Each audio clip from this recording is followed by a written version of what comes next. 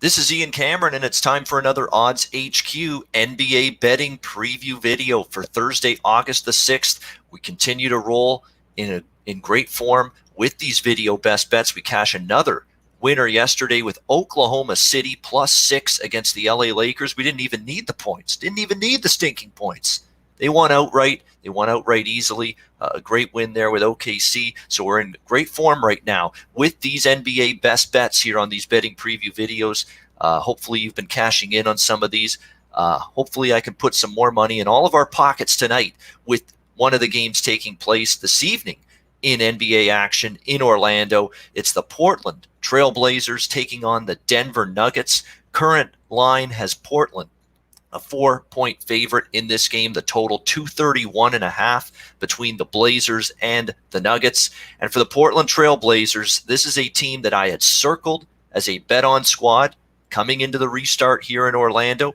A team that finally has their entire front court healthy and on the floor again, specifically Yusuf Nurkic and Zach Collins, and having those guys back on the floor for the Portland Trail Blazers has made a huge difference for them. They suddenly have a great inside-outside balance. They don't now just have to rely on Dame Lillard and CJ McCollum and everybody in that deep backcourt that they have. It's given the Blazers a big jolt. They now have some size as well in the interior, some muscle. That certainly helps against some of the bigger teams. And obviously, in this particular matchup, they're going up against one of the best in terms of big men in the NBA in Nikola Jokic for the Denver Nuggets. So it's very big for the Portland Trail Blazers to have a healthy Nurkic, have a healthy Collins back on the floor. That low post duo has been pretty strong in this restart in Orlando. And the Blazers, they've been a runaway freight train for their backers. 3-1 straight up, 4-0 against the spread.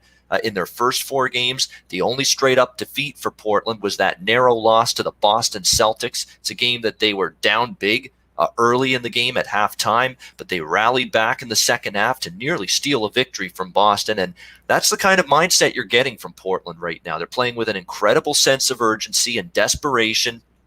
Every game is an important one right now for the Blazers, and they're playing like it. They're trying to climb their way back into a playoff spot in the Western Conference, and they really are off to a fantastic start trying to accomplish that goal.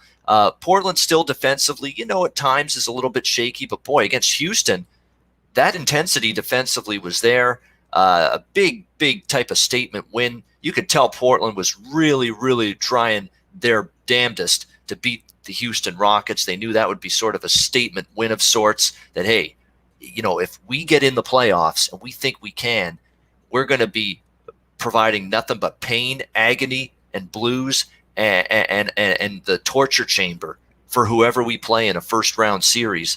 And that's kind of what I'm seeing right now from the Portland Trail Blazers at this point in time, playing with some serious purpose and incentive. And I would expect nothing different.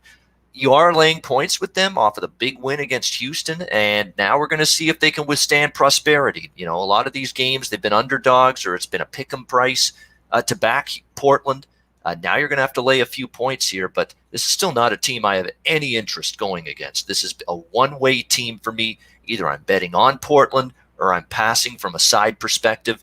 For the Denver Nuggets going into this game, and really it's been the theme for the Denver Nuggets ever since the restart began in Orlando. It's who the hell's going to suit up for this team on a game-in, game-out basis? Who's going to be on the court? Any more injuries and absences for this team, they're going to be calling up Ian Cameron here in Hamilton, Ontario, saying, hey, Ian, you want to suit up for us? We're losing bodies. I'm kidding, of course. I can't play a lick of basketball. I haven't been able to play a lick of basketball my entire life, and I still can't. So that ain't happening. But you get my point. I mean, the number of bodies that they've been without here in the first few games, and key players, these are all starters. I mean, you look at the game yesterday against San Antonio. Jamal Murray didn't play. Gary Harris didn't play. Will Barton didn't play. All of them sat out for that basketball game. And yet the Denver Nuggets, in extremely impressive fashion, they managed to overcome all of those absences, and they pulled away late to beat San Antonio 132-126. Now, San Antonio didn't play a lick of defense in that game. It seemed like in the fourth quarter of that game, when the game was still hanging in the balance, the Denver Nuggets were essentially scoring on every single possession. But you give Denver a lot of credit. It was bad defense for San Antonio, but you give a lot of credit to Denver who have managed to keep their offense and their shooting rhythm going. You would think with all of these guys out of the lineup, how are they able to put up 121 against Oklahoma City? How are they able to score 132 against San Antonio in spite of all these injuries? But the reasons are because other guys have stepped up. Nikola Jokic has been an offensive force in the low post in these games for Denver. And the biggest reason Denver's been able to still be absolutely fluid and real efficient and real strong shooting and offensively, it's the emergence of Michael Porter Jr., without a doubt. The former Missouri Tiger star, lots of hype going into college about him. Lots of hype that he'd be a star potentially in the NBA when he got there. Injuries and all kinds of issues have derailed him up till this point. Well, now he's healthy. Now he's getting some floor time. And boy, he's making the most of it. Michael Porter Jr. has been sensational these last two games for the Nuggets. 30-plus points in each game, averaging 33.5 points per game, providing that much-needed scoring boost with all the injuries that have plagued the Nuggets so far here in Orlando. Jeremy Grant is stepping up offensively and providing some production. Monte Morris is also providing a lift for Denver at the offensive end of the basketball court. They've gotten into double figures in multiple games so far.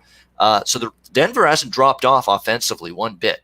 And once again today, there may not be Jamal Murray. There may not be Will Barton. There may not be Gary Harris. And there actually may not be Torrey Craig either. He's been added to the injury list, all of them questionable for this game. But regardless of whether none, some, or all of those players are on the floor for Denver, their offense has still been efficient. It's been productive, and they've been able to fill it up without any difficulty. And I think that can continue tonight. Blazers still far from being the most consistent, effective, shutdown, lockdown defensive team.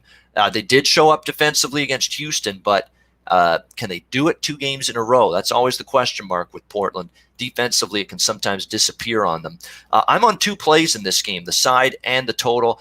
Look, I've been backing Portland in every game so far. They've rewarded me perfect 4-0 ATS, and I'm riding them one more time. I'm going to lay the short number, -4 with Portland. Keep in mind, Denver is on the second of back-to-back games, so that could be a little bit of a slight edge in terms of situationals and scheduling for Portland going into this game. I also like the game to go over the total. It's a very high number, which is always a little bit, you're always a little leery going over a total when it's 231.5 like it is in this game. But you look at the first 3 Denver games here in Orlando, all of them have easily soared over the total. Their defensive play has been lacking, especially the last couple of games. But as I mentioned, even with all the injuries, thanks to Jokic, thanks to MPJ, Michael Porter Jr., thanks to Jeremy Grant, Monte Morris, a variety of guys, Paul Millsap even has been picking it up off that. All these guys have been good for Denver at the offensive end of the court. I think we get a high-scoring game here. I like Portland -4 and Portland-Denver over 231.5. I'm giving you 2 plays here